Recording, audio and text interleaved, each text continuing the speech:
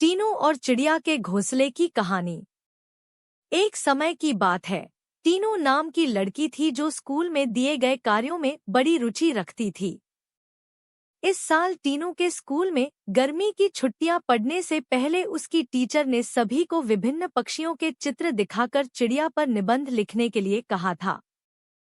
सभी बच्चों को स्कूल खुलते ही निबंध टीचर को दिखाना था। पक्षियों की रंग-बिरंगी किताब टीनू को बहुत पसंद थी। जब टीचर ने बताया कि उन पर निबंध लिखना है और सबसे अच्छा लिखने वाले को इनाम में वह किताब मिलेगी, तो टीनू खुश हो गई। टीचर ने सभी पक्षियों से जुड़ी कुछ कहानियां भी बच्चों को सुनाई। उसके बाद स्कूल की गर्मियों की छुट्टियां पड़ गईं। यूं तो टीनू हर साल अपनी गर्मी की छुट्टियां बिताने के लिए कहीं न कहीं जाती थी, लेकिन इस साल की छुट्टियों में टीनू रोज पास के ही बगीचे में जाकर पक्षियों और उनके घोंसले देखने लगी। उस बगीचे में गोरैया, दर्जिन, लवा जैसे बहुत से पक्षी आते थे। टीनू बगीचे में आने वाली हर चिड़िया को पहचानने की कोशिश करती और उन्हें गौर देखती रहती। टीनू देखती थी कि हर चिड़िया एक-एक घास, पत्ती, पंख आदि को जोड़कर कैसे अपना घोंसला बना रही है। उसके मन में होता था कि चिड़िया को घोंसला बनाने के लिए कितनी मेहनत करनी पड़ती है। टीनू चाहती थी कि वो किसी तरह से उन पक्षियों की मदद करे। एक दिन टीनू ने देखा कि पास के बगीचे में बदमाश लड़कों ने लवा चिड़ियों का घोंसला तोड़ दिया है। टीनू को यह देखकर बहुत दुख हुआ। उसने सोचा कि क्यों न मैं इनके लिए खुद एक दो घोंसले बना दूं। शायद ये इसका इस्तेमाल कर लेंगी। टीनू को लगा कि वो कुछ ही देर में घोंसला बनाकर तैयार कर देगी।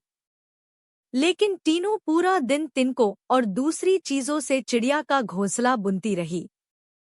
बड़ी मुश्किल से जब घोंसला तैयार हुआ, तो घोंसले को पेड़ पर टिकाने के लिए कुछ मिला नहीं। टीनू की माँ यह सब देख रही थी। तभी टीनू ने माँ को बताया, देखिए न, मैंने चिड़िया के लिए एक घोंसला बनाया है, मगर यह उतना सुंदर नहीं है जितना चिड़िया बनाती है। मैंने सोचा था आसानी से एक सुंदर घोंसला बन जाएगा, लेकिन ऐसा हुआ नहीं। यह घोंसला अंदर से काफी कठोर बन गया है। क्या आप इसे मुलायम बना देंगी?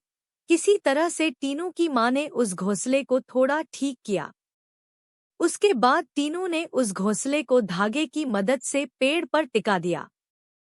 अब बगीचे में बैठकर टीनू लवा पक्षी के आने का इंतजार करने लगी।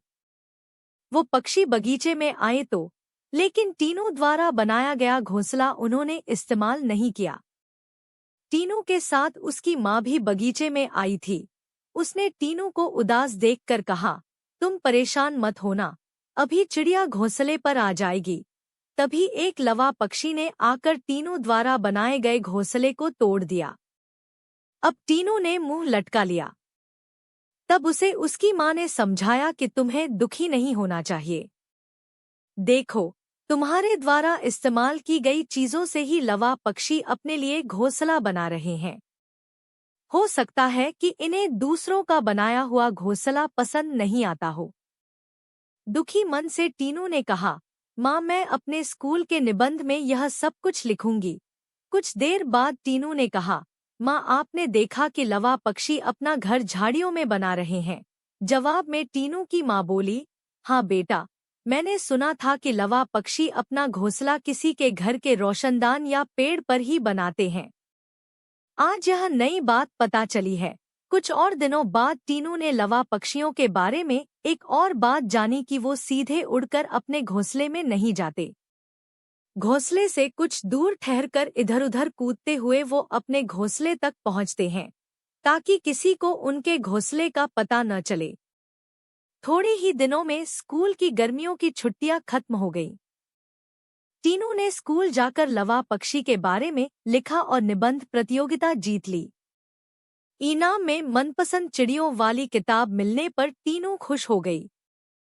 प्रतियोगिता जीतने के बाद भी टीनू रोज चिड़ियों की चहचहाहट सुनने के लिए उस बगीचे में जाकर घंटों बैठती है। मानो उसकी चिड़ियों के साथ दोस्ती हो गई हो। कहानी से सीख। चिड़िया के घोंसले की कहानी से यह सीख मिलती है कि छोटी छोटी बात पर मन दुखी नहीं करना चाहिए। साथ ही आसपास की चीजों पर गौर करने से हमें काफी कुछ नया जानने को मिलता है।